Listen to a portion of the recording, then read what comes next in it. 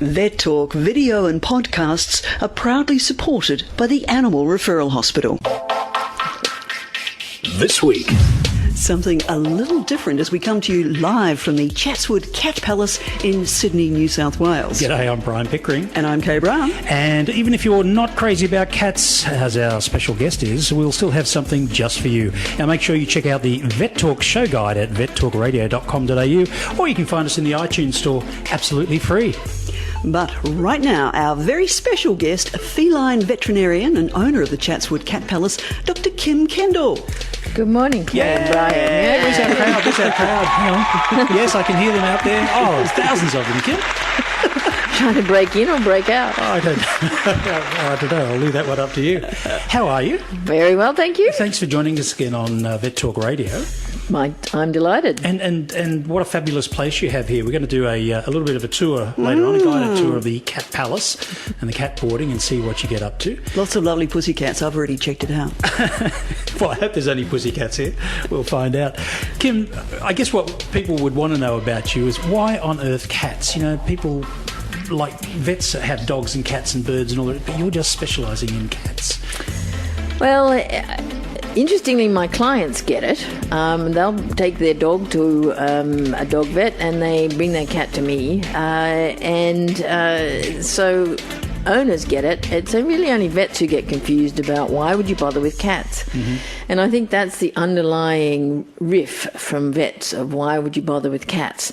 So I tend to go for the underdog, which turned out to be the cat. The undercat. The undercat. And so I started learning about them because I thought that was speciesist. Mm-hmm. And just because we knew a lot about dogs, we should also know a lot about cats.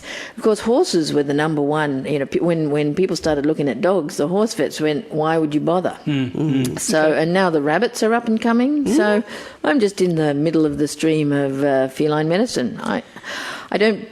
I'm not a cat nut, although I now have 7 cats. I did start calling you the cat lady. The cat lady. So, yes, I'm trying not to wear that moniker.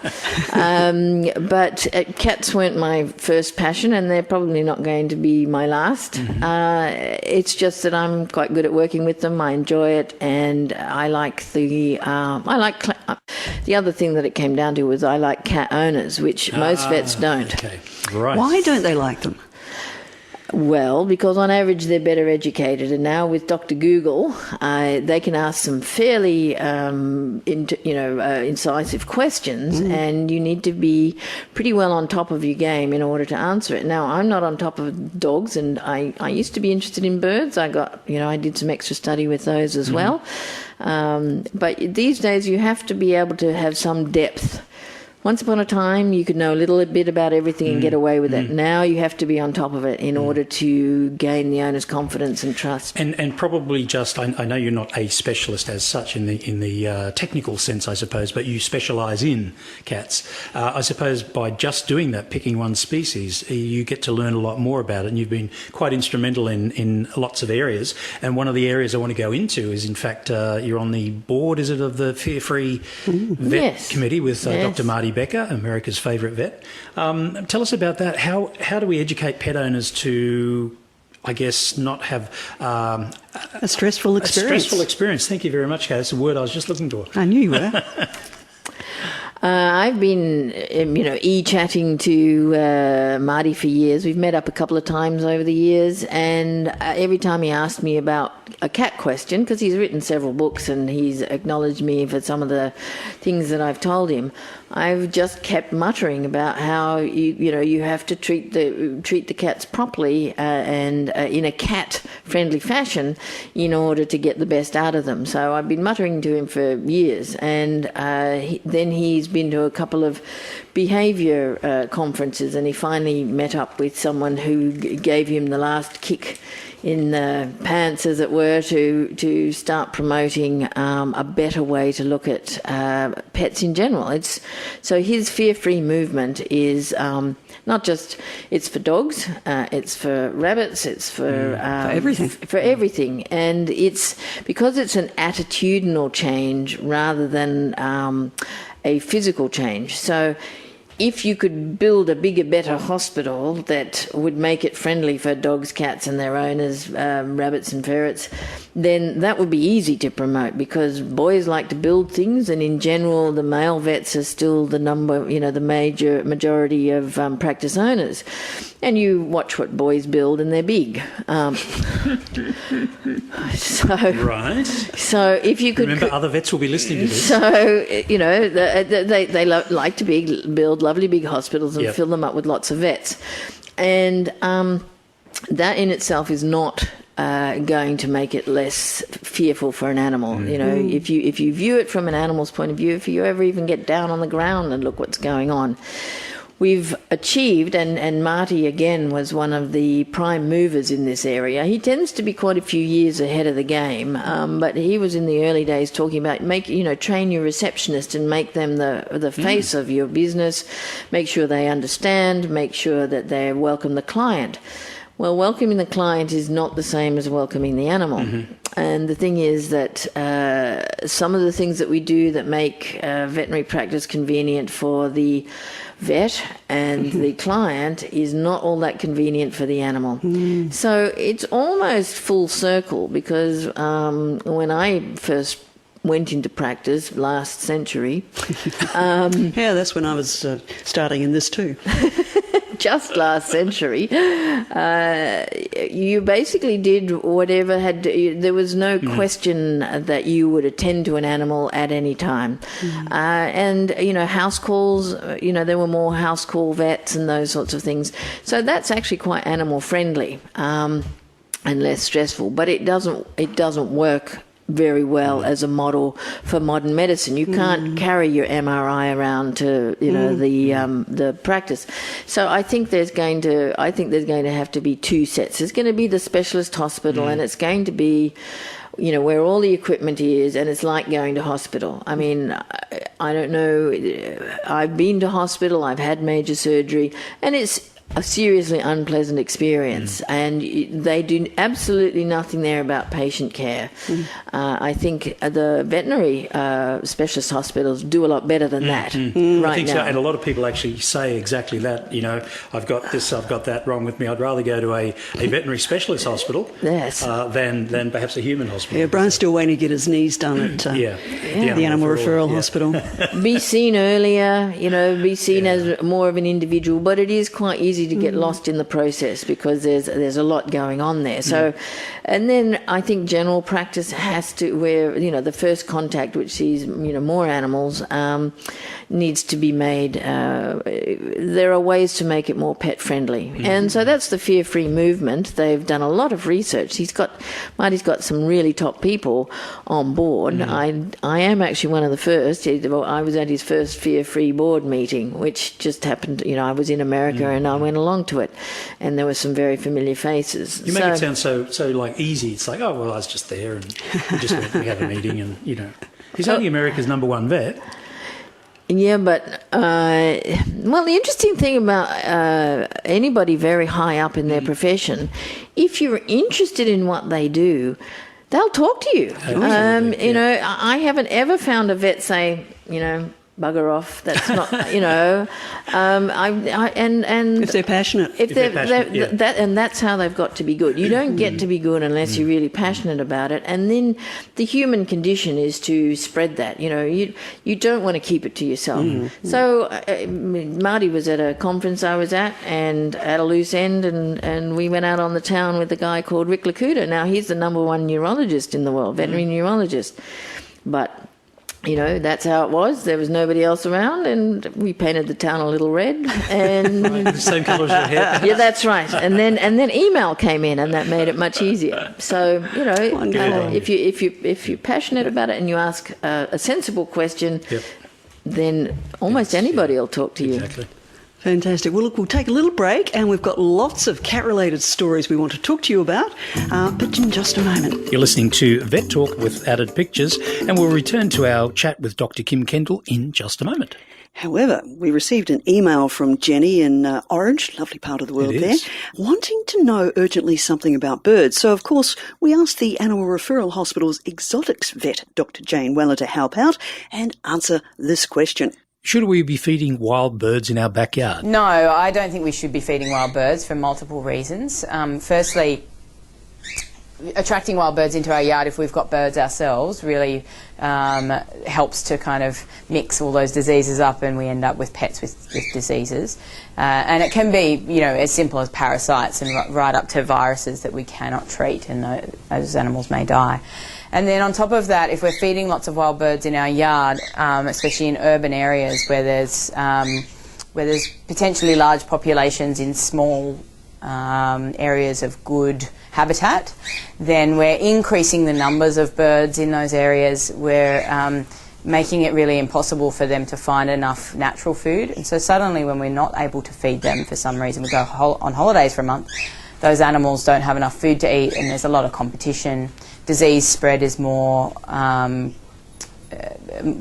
easily happens in those populations, and we end up with things like beak and feather disease, you know, throughout a whole flock, and bacterial diseases. So no, I think feeding wild birds is not really a great idea. I mean, you can imagine if you added more seed to that, you'd have all these birds that weren't supposed to be there, and all those birds that lived in your area wouldn't have enough food to eat. Okay, well, that was Dr. Jayne Weller, the exotics vet from Sydney's Animal Referral Hospital. She makes a lot of sense. You know, for you and I, it would be like having a Christmas feast every day and then suddenly nothing. So just don't do it.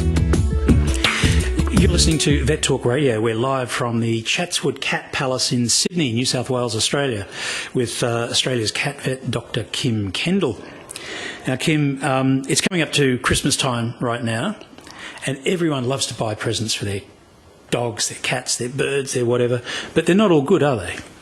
What are some good examples of presents for cats? If you're going to go down that road. If you're going to go down that road, and you know, looks like your cats aren't getting Christmas presents. No, we do actually give a bit of turkey to all the cats in boarding. I mean, you have to bear in mind that my Christmas is spent cleaning cat trays. Okay. But then nobody wants me to stuff the turkey afterwards, so that's a good feature of it. I think to be honest, there's also a big discussion about, you know, feeding cats and what should you feed them, and are you evil for feeding them kibble and all that sort of stuff. Well, treats are fine. The fat cats are going to eat the treats anyway. I think we may be going down the wrong direction. People are saying that the treats make the cat fat. No, if you're going to be fat, you're going to eat treats. There are skinny cats, and I've had 4 of them. You couldn't give them any treats. They wouldn't eat them. So there is an enormous genetic component to being a fat cat. So treats are okay as a Christmas treats are present. okay. Yeah? What about toys? What about toys that are going to happen? In terms of toys, you're talking to the world expert. Yeah, okay. Would you like me to show you the best toys? It would. I'd like to say we don't have any cameramen here at the moment videotaping this for us, so we're not going to follow Kim precisely, but she's going to show us a few of her toys, which are for sale at the Chatswood Cat Palace. You can actually get these now on the internet. They used to be prohibited import. We managed to get them via New Zealand, but you can now get them directly. And so what you're looking for is to stimulate the cat's hunting instinct, because if you talk about cat, you talk about hunt, and it is so ingrained. It's absolutely not true that you can breed hunting out of cats. The Australian misbreeds say they have, rubbish. The ragdoll people say they have, rubbish. The British Shorthair just doesn't bother. Too laid back.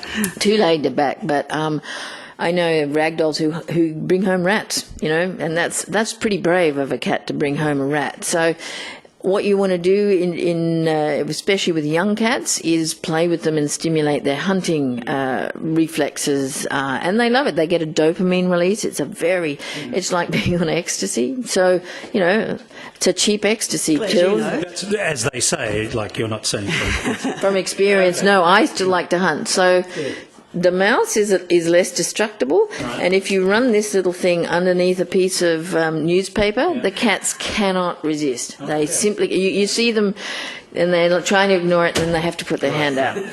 And then the bird is fantastic. So it's wire on a stick. No, it's a stick with some wire and it's got feathers. some feathers. Now, these feathers are very specific. The chicken feather knockoffs are not as successful. When this, when you play with this, it actually twists and has the whir of a distressed bird. So I hope that whatever creature this is not rare, because I'd like to see lots of more of these imported and in Australian houses. But because it's a bird, it took a long time to get import regulations, so that I believe it's a guinea fowl, but I don't know for sure. Okay. So those are the two toys That you would suggest if I'd you're going to get suggest, anything. yeah. And what's an absolute no-no for a gift? Just to tell you one more thing about the toy, most people play with the toy too fast. They whip it. You need to make the bird or the mouse move at 25 centimetres a second, which is how fast a mouse runs, and create a pause. You haven't seen the mice at our place. We've got chickens, so, you know. No, well, you should time it. There was actually a ferret owner, unbelievably, who timed how long how fast a mouse Which ran. just proves my point. Ferret owners have too much time. Too much time on their hands, and then exactly. So that last thing, a no-no? Yeah, that people mistakenly think is a good thing. Well, you have to be careful with the laser toys, because some cats become obsessed about them. So I'm not sure every cat can see the toy, but if they can, I mean, it is a fantastic toy. But apparently, unless you make it, the laser light stop on something that the cat can pounce on and preferably eat, so a little bit of kibble or whatever, they don't complete the hunting thing, and they can get into this obsessive cycle. And some people, it's quite funny to run the laser light under the fridge and then turn it off. But the cat can become obsessed by that, and then they become hyper-stimulated, and that's not fair on the cat. So just make sure that they pounce on something at the end. Yeah. Otherwise, most cat toys are okay. The cats will just ignore them. Thank you so much for inviting us to come to the Chatswood Cat Palace. We've had a lot of fun, and I just think it's an amazing place. So Even if you don't like cats, or don't want a cat. How have you got away with that for so long? Absolutely fascinating. yes, we've got to work on that, Kim. I'd quite happily have another cat. Thank you so much for joining us. You're very welcome. Thanks, Kim. And you've been listening to Dr. Kim Kendall, who's head honcho at the... What's a head cat called? We've got alpha dogs. Do you got alpha cats? Well, we don't have alpha dogs anymore, and there's certainly never an alpha cat. There's the one who's getting away with it. Okay. So the one who's getting away with it, Dr. Kim Kendall from the Chatswood Cat Palace. I hope you can join us again on VETtalk Radio, on vettalkradio.com.au every week, or download us from iTunes. Absolutely free. I'm Brian Pickering. I'm Kay Brown. See you then. Over and out.